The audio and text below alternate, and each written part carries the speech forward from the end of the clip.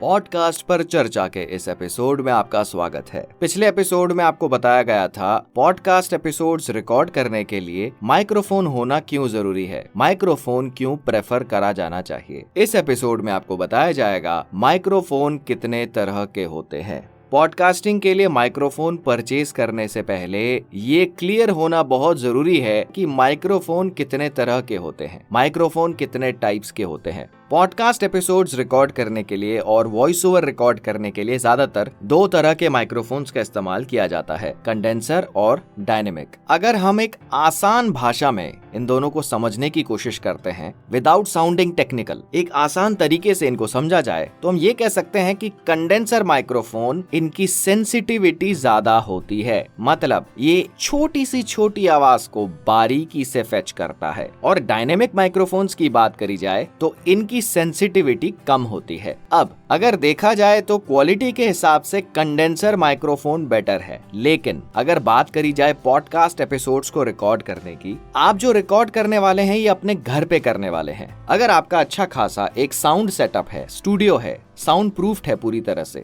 उसके लिए तो सबसे बेहतर ऑप्शन हो सकता है कंडेंसर, क्योंकि ये जैसा कहा गया है छोटी सी छोटी आवाज को बारीकी से फेच करेगा, लेकिन ये बैकग्राउंड नॉइस को भी फेच करेगा। अब आप अपने घर से रिकॉर्ड कर रहे हैं, अगर आपको पॉडकास्ट एपिसोड्स रिकॉर्ड करने हैं तो इसके लिए जरूरी नहीं है कि आप साउंड प्रूफिंग कराओगे अपने घर पे, तो कंडेंसर माइक बैकग्राउंड नॉइस को भी फेच कर सकता है, जिसको डेफिनेटली आप सॉफ्टवेयर के जरिए, ऑडियो एडिटिंग के जरिए आप रिमूव कर सकते हैं। लेकिन अगर बात करी जाए पॉडकास्ट एपिसोड्स को रिकॉर्ड करने की, तो इसके लिए अगर आपके पास होम सेटअप नहीं है तो कह सकते हैं डायनेमिक माइक ज्यादा बेहतर ऑप्शन है, क्योंकि डायनेमिक माइक बैकग्राउंड नॉइस को कम फेच करेगा। और हाँ, अगर आपके पास ऑलरेडी एक साउंड प्रूफ्ड सेटअप है, पॉडकास्टर बनने के अलावा अगर आप एक वॉइस ओवर आर्टिस्ट हैं या म्यूजिशियन हैं, तो आपके पास एक साउंड सेटअप होगा, तो उसके हिसाब से कंडेंसर माइक्रोफोन ज्यादा बेहतर ऑप्शन हो सकता है। लेकिन अगर आपके पास साउंड सेटअप नहीं है तो बेहतर ऑप्शन हो सकता है डायनेमिक। तो यहाँ पे आपको क्लियर है कितने तरह के माइक्रोफोन होते हैं, डायनेमिक और कंडेंसर। अब हम इनको थोड़ा और कैटेगराइज कर सकते हैं। ये तो आपको क्लियर हो गया,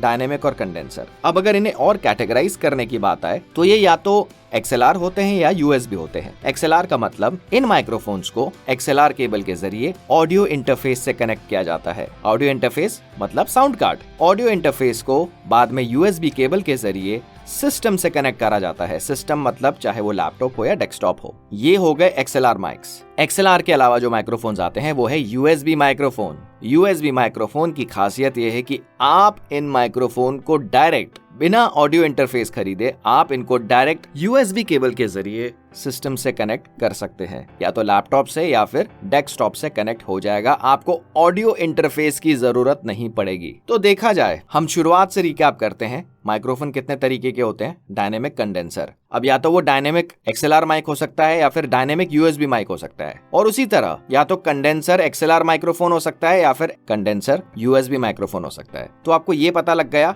कितने तरह के माइक्रोफोन होते हैं, डायनेमिक, कंडेंसर। अगर हम फर्दर इनको कैटेगराइज करते हैं XLR और USB, तो आप सबसे पहले माइक्रोफोन्स को समझिए कितने तरह के होते हैं। आने वाले एपिसोड्स में आपको बताया जाएगा। अगर बात करी जाए पॉडकास्ट एपिसोड्स को रिकॉर्ड करने की, तो उसके लिए माइक्रोफोन्स में सबसे बेस्ट ऑप्शंस कौन से हो सकते हैं। हम जल्द आएंगे अपने नए एपिसोड के साथ।